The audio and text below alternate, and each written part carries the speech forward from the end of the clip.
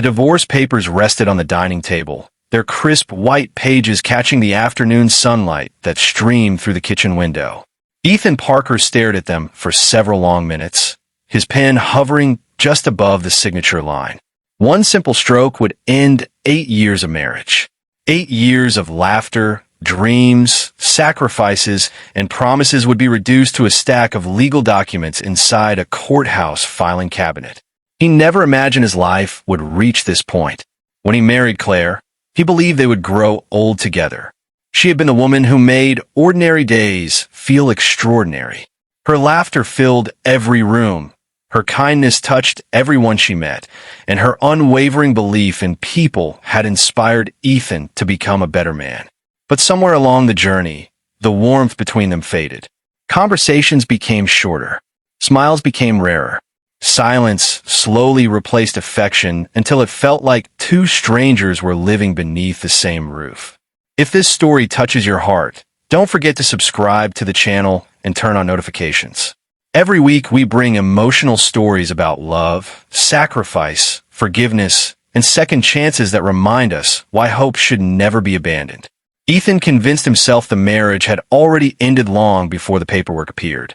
Claire stayed out later than usual several evenings each month, claiming she had errands or appointments. She answered certain phone calls in another room.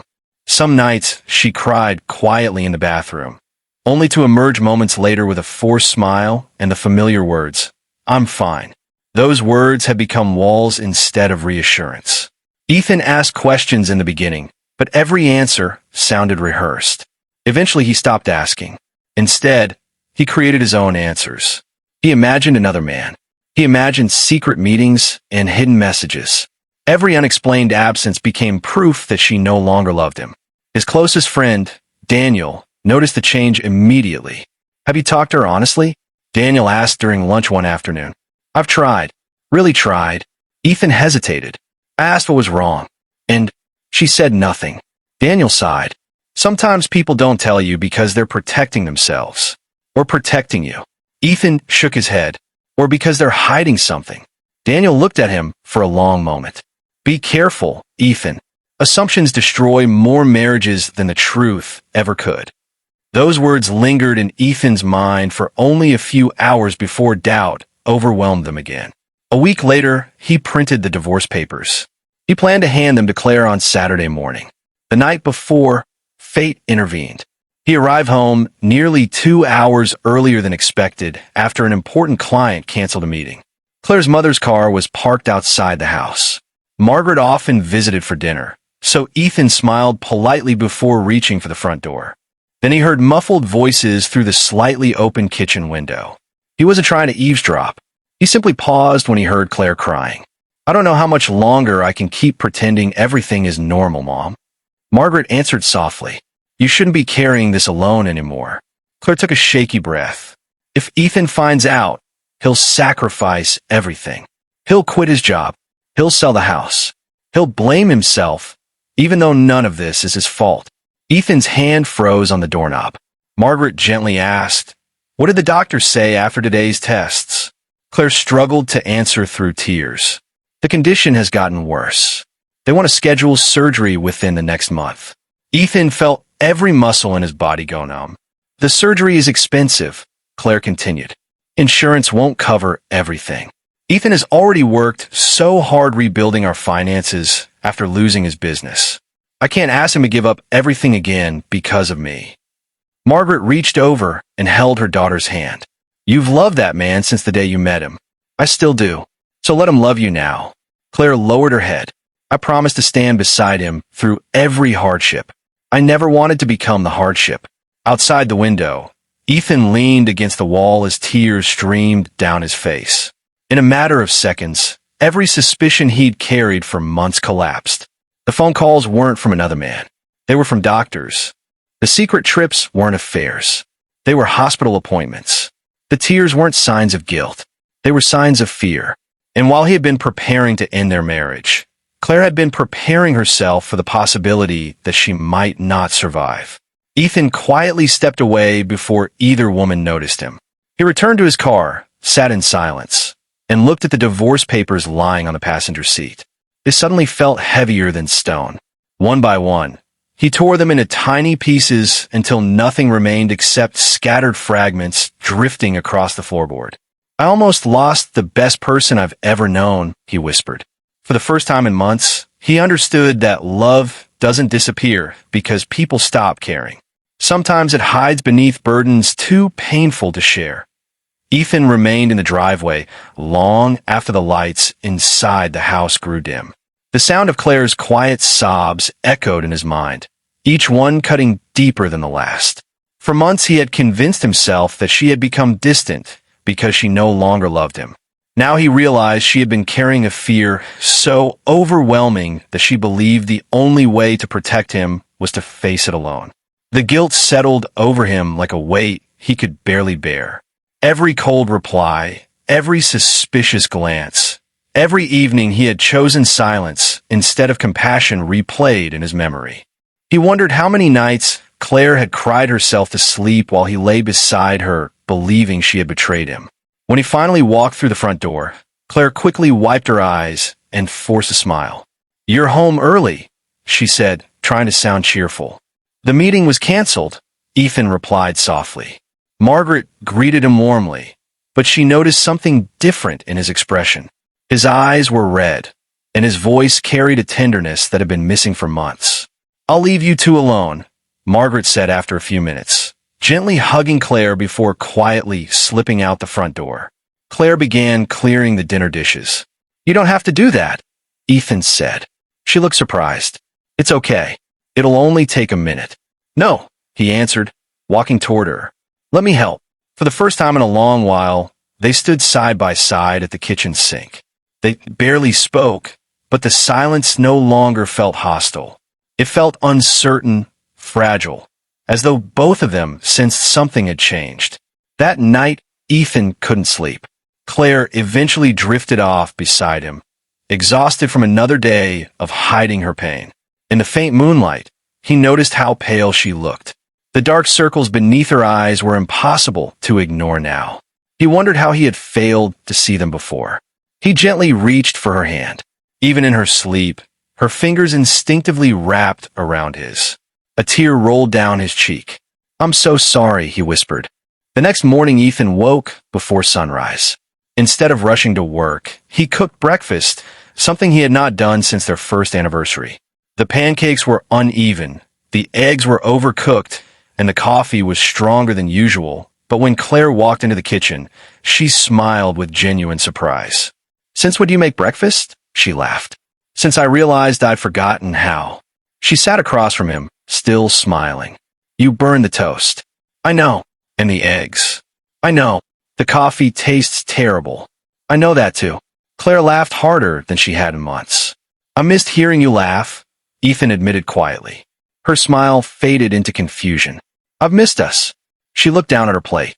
"So have I."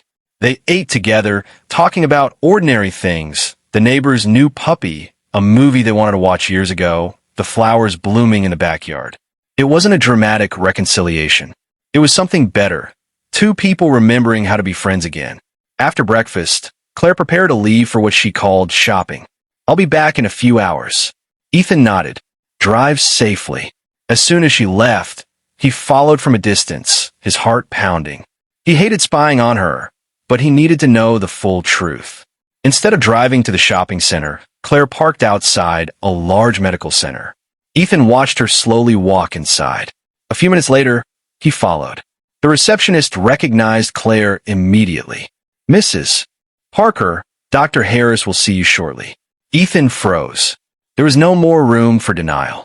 He quietly asked another receptionist if Dr. Harris could spare a moment. After learning Ethan was Claire's husband, the doctor agreed to speak privately. "I assumed your wife had already told you," Dr. Harris said gently. Ethan lowered his head. "She didn't want me to worry." Dr. Harris sighed. "That's exactly what I expected her to say." He explained that Claire had been diagnosed with a rare heart condition nearly a year earlier. Medication had slowed the disease, but recent scans showed significant progression.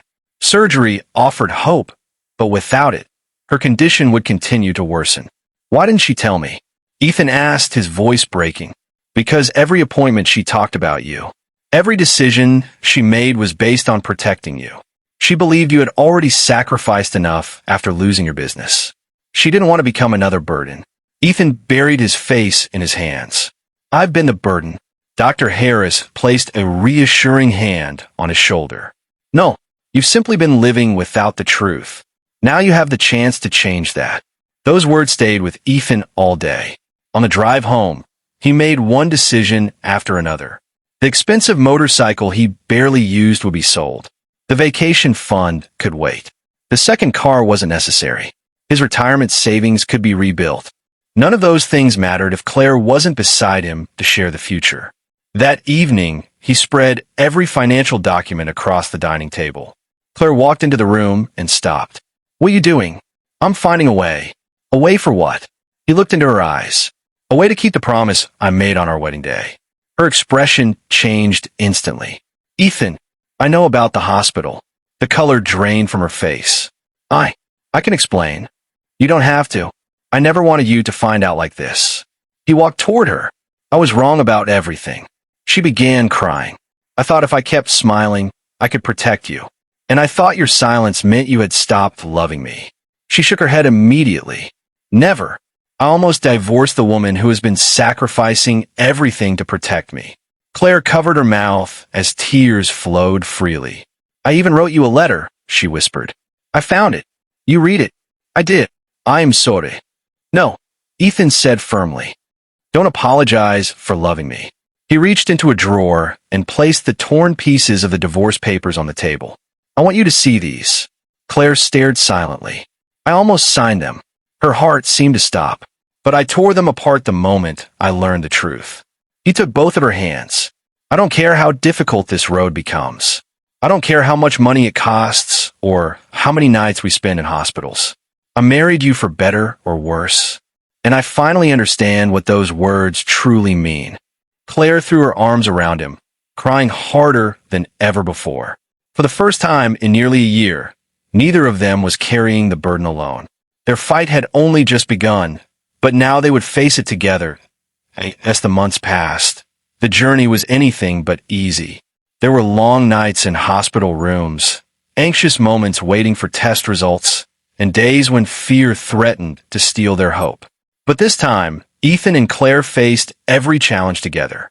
The surgery was a success, and although recovery took time, Claire slowly regained her strength.